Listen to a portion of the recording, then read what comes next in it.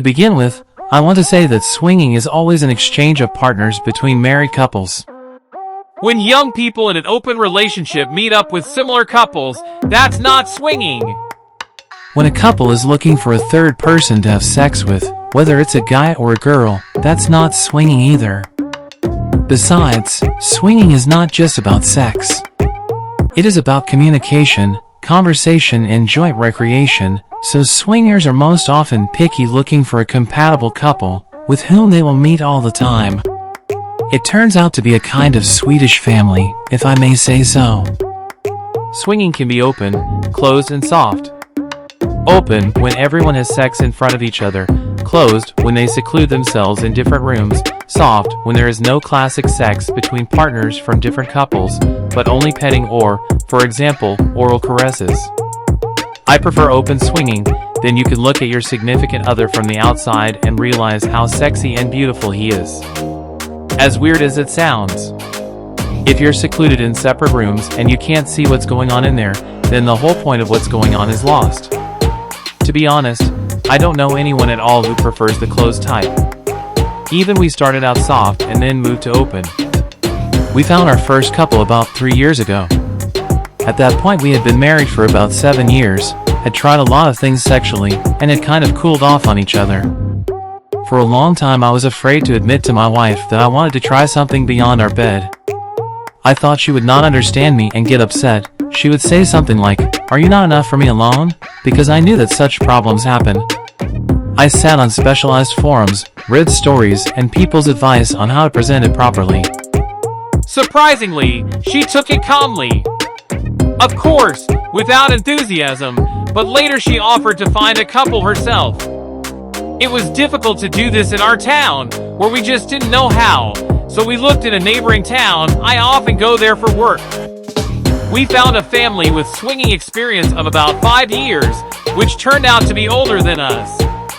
Decent and nice people, no explicit photos on their Facebook page, just a desire to find like-minded people. We were very nervous when we went there. We didn't know how to behave. We spent the whole weekend together, but there was no hint of sex. It was like meeting old friends. We thought we had done something wrong, but then we found out they were just looking at us. The next time we met, we talked openly about intimate topics, and they gradually brought us to the denouement. In fact, I remember everything vaguely, in my head. I had a scene of a strange man having sex with my wife, and I was very aroused by it. We drove back in silence, both of us a little ashamed. Now we have 2 regular couples with whom we are dating, and we are not looking for new ones. Initially we faced a problem. We didn't know where to look for like-minded people.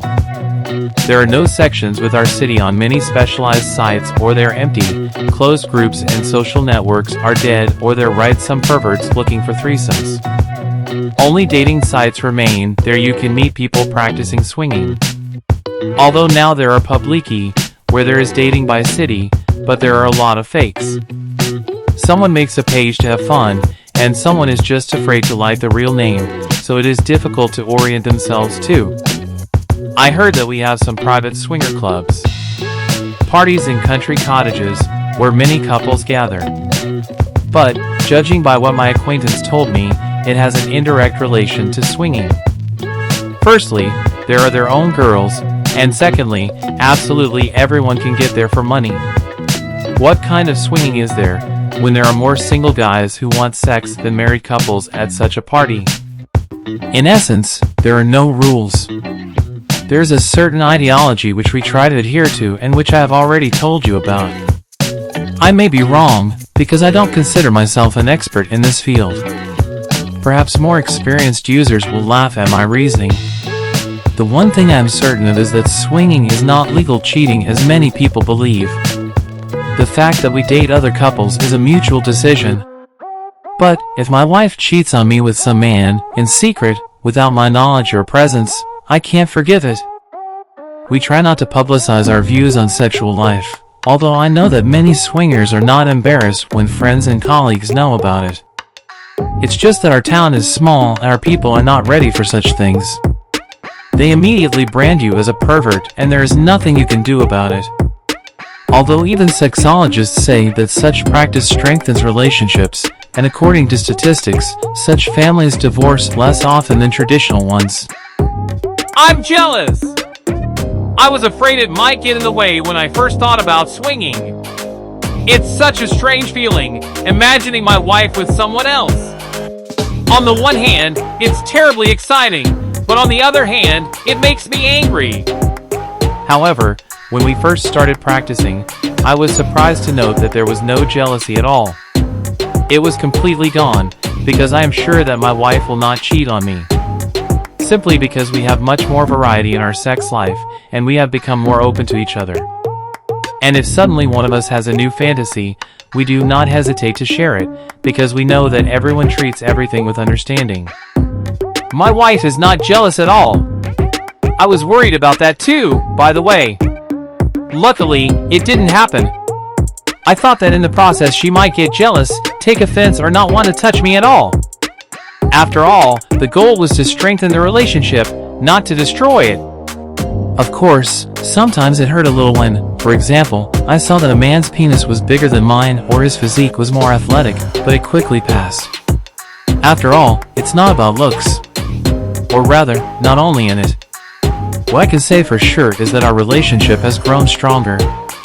We trusted each other more, valued each other more. Passion as if ignited with renewed vigor, now we look at our couple in a different way. And also swinging helps us to realize that sex together is the best, despite the fact that you want variety. Although it should be in moderation, with couples we meet about once every 2 months. And that's quite enough. Thank you if you listen to the end. Subscribe, like and comment. Bye bye.